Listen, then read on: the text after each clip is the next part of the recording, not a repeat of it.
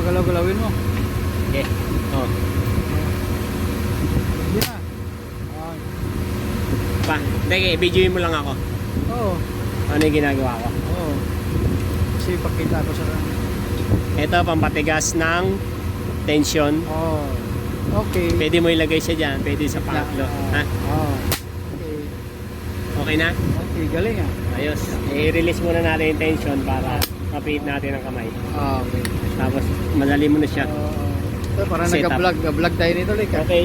Okay.